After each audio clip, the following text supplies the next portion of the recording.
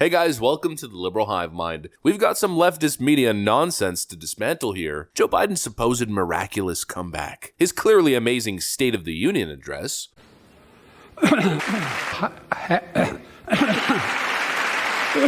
family for those farms and their children. They'd have children to instigate the Lincoln Riley.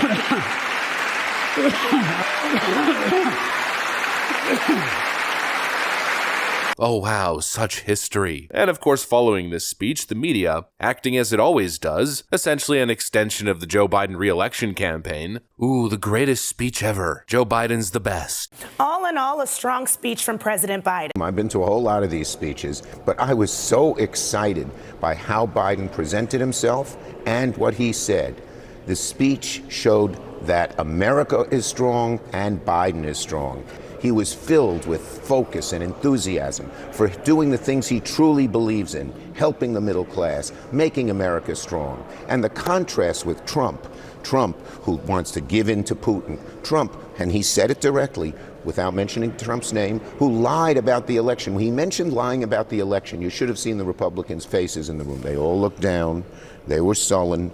They were sullen the whole speech, but they knew he was telling the truth and they were going along with the big lie. So the contrast, the strength, and the focus on the middle class, we Democrats walked out of that room exhilarated. This is the Joe Biden we know. And as I sat the other night and listened to the president's speech, I'll tell you, I said to my colleagues, I don't know if that was Joe Biden or Joe Lewis, because the man came out fighting and he never let up, and he's not going to let up between now and November.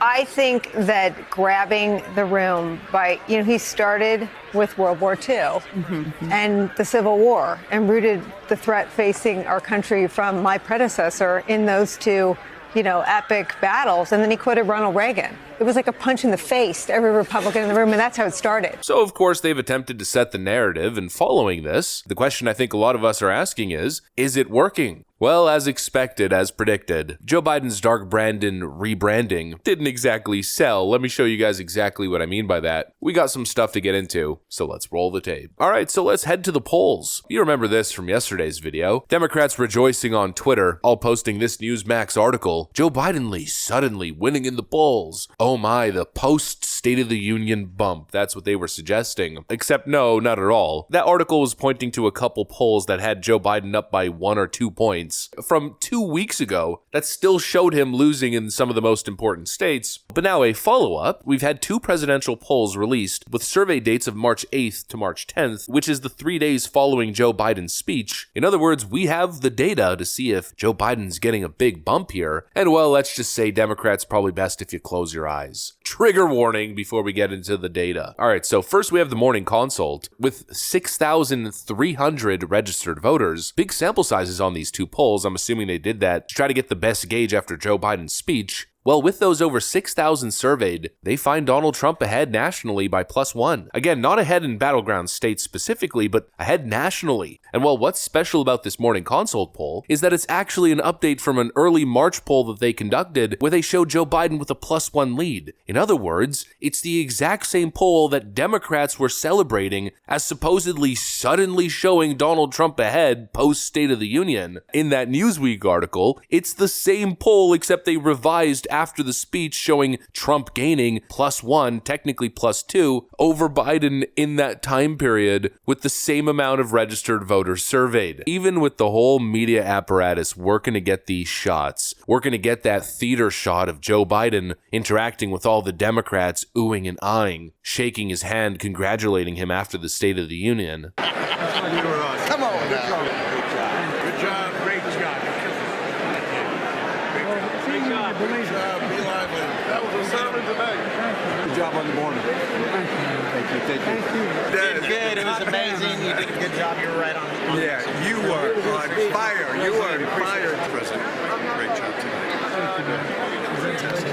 Thank you very much. even with all the media theater making Joe Biden look triumphant. Wow, he spoke for an hour and only gaffed 7 times. It's a new presidential record, even with that whole massive brainwash campaign. With billions of dollars in good press and celebrities tweeting, they still can't get this guy over the hump. In fact, he keeps trending the exact other way. A lot of people aren't talking about this. Of course, we have that Forbes-Harris poll that shows Trump up by 4, pretty much consistent with the previous result. We're seeing Trump either maintain or make gains, and Joe Biden continues to tank. You know, a lot of people aren't talking about this, and it's kind of funny considering Democrats are pretending as if Joe Biden's having this new victory arc, but Joe Biden's approval rating is still in the 30s. I remember initially reporting when Joe Biden struck the 30s, you started to see it pop up on polls here and there, after the fall of Afghanistan. Then once inflation started to hit, Joe Biden's aggregate approval rating started to dip into the 30s, and his approval has yet to recover. And this late into his first term, his overall aggregate approval still remains in the 30s at 39.8 overall. And it gets even worse if you go to 538. Here we have the 538 net approval rating for Joe Biden. Over his time in office, comparing him to other presidents during the same time in office, Joe Biden just hit an all-time low of negative 19.2 in the average, which is the lowest number they've ever seen. It's simply not working. Joe Biden's not having this big triumphant comeback. The Democrats' scaremongering tactics aren't working. It doesn't seem like young voters are going to show up to bail them this time. They've completely lost independence. I mean, just take a look at these numbers. This is from the Harvard X Harris poll that has Donald Trump up by 4, I think, nationally. When you look at independents, and independents were supposedly Donald Trump's weakest point, Trump can't win in a national because independents hate him. Ever since January 6th, it's over. The independents are never going to come back. That's what they said, right? Well, apparently not, because Trump's up by 14 points with independents nationwide against Joe Biden's 43.